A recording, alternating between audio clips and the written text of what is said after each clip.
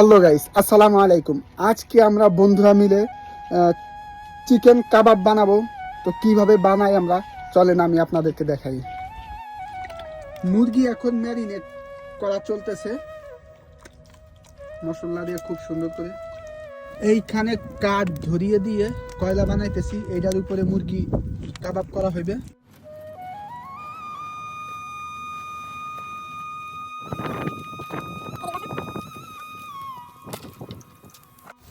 এখন এটাকে উল্টিয়ে দিবে।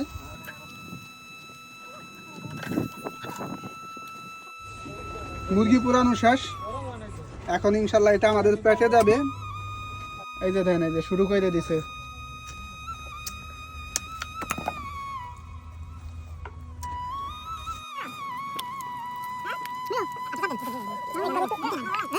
দেখতে দেখি হুম কি কি পিঠা করতে দেখি। হুম